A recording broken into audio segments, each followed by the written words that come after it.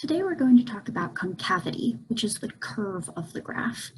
So what is concavity? A function is concave up when the first derivative is increasing. Let's take a look at what this looks like. This is a graph that's concave up. So the first derivative is increasing here because you can see our slope here is negative and then hits 0 and then is positive and is getting more and more positive as we get steeper. So our first derivative is increasing, going from negative to positive and more positive. So this is concave up. Our graph is going to be concave down when our first derivative is decreasing. So here we've got a positive slope going to 0, going to negative. We've got a decreasing first derivative. So this is concave down. Now we can look at the concavity by looking at the second derivative. So if our function is twice differentiable, so that's to say we can take a second derivative. If our second derivative is positive, then we're concave up, and if it's negative, we're concave down. The way that I remember this is if we're positive, then we're happy. And the shape our smile makes is a concave up shape. If we're negative, then we're sad. And the shape our face makes is concave down. So I make my happy face take a look at the mouth, and that tells me whether I'm concave up or concave down. An inflection point is a point at which the concavity changes. So for instance, if we're taking a look at a graph that maybe looks like this, then here is an inflection point because I'm changing from concave down to concave up. This is my inflection point.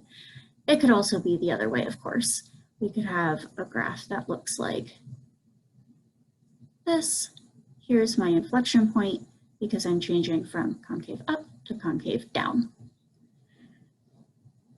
If I have an inflection point, then at this point, my second derivative is 0 or undefined. This is very similar to critical points and maxima and minima that we were talking about before.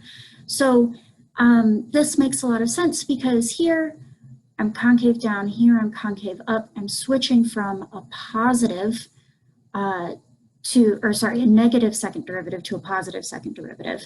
At some point, I'm going to have to pass through 0. That point is where the concavity changes. That point is my inflection point. So if I have an inflection point, then my second derivative is either 0 or undefined. So let's take a look at this function. We want to find where the graph is concave up and concave down. This is exactly the same process as we were doing before with finding where our graph was increasing or decreasing, except for now we're using the second derivative instead of the first derivative. So what's the first thing we want to do? The first thing we want to do is we want to find our second derivative so that we can find potential inflection points. So our first derivative is going to be, using the power rule, 3x squared plus 6x plus 1. And then our second derivative is going to be the derivative of that. So this is going to be 6x plus 6. So where are our possible inflection points? They're going to be where this graph equals to 0. So we're going to set this equal to 0 and solve for x. So x equals -1 will be a possible inflection point. Okay, so let's make our number line. Here's -1. And how do we tell the concavity? Well, we'll just go ahead and plug in a value. So here, let's plug in a -2 because we're on the left of -1. So we want something smaller than -1. So if we plug that into our second derivative, we get a negative value. So we are concave down here. And what does concave down look like? Well, we're negative, so we're sad. So that's what concave down is going to look like. We're going to have a peak like that. Okay, and then over here, we'll plug in a value bigger than -1, let's say 0. If I plug in 0, then my second derivative is positive, right? My second derivative will be 6. So here I'm concave up. And what does that look like? Well, I'm positive, I'm happy. So I look like a valley like that. So if I wanted to roughly graph this, then here's -1, and my graph is going to look like a frown followed by a smile. And here's my inflection point. Okay. Now, second derivatives can also help us to find the maximum and minimum. If I take a look at what a concave down shape looks like, the top of that concave down shape would be a local maximum because we are rising then falling. And if I look at a concave up shape, the bottom of that is going to be a local minimum. So we can use this to our advantage in what's called the second derivative test. So the second derivative test is a way to figure out where we have local minima and local maxima without actually plugging in multiple points, with only plugging in one.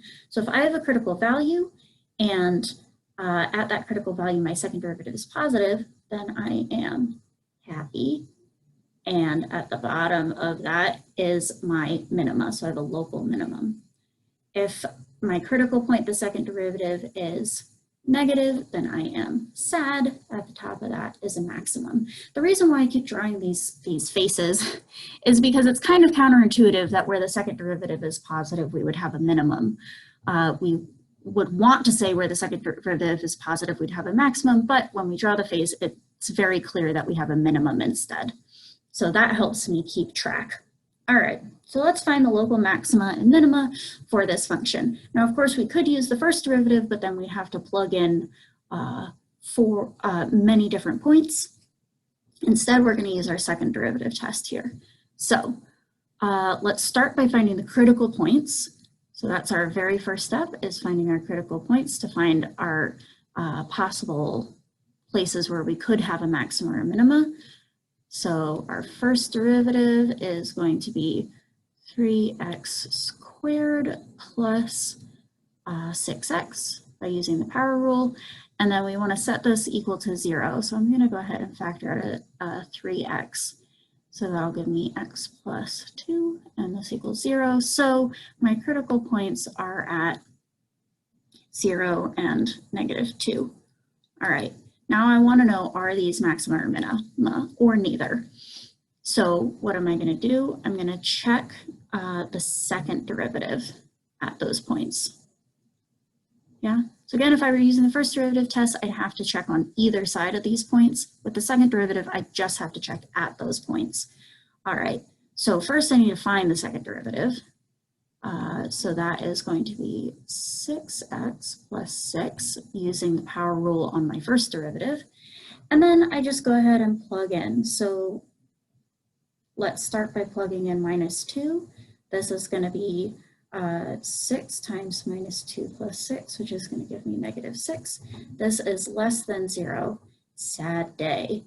All right, that looks like there's going to be a maximum at the top. So this is a local max.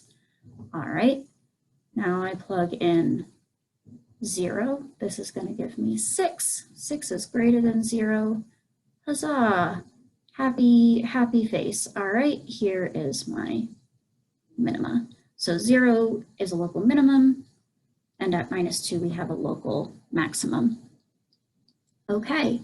So to recap, concavity is the direction that we curve in our graph. And what can we do with concavity? Well, we can tell whether a function is concave up or concave down when our second derivative is positive or negative.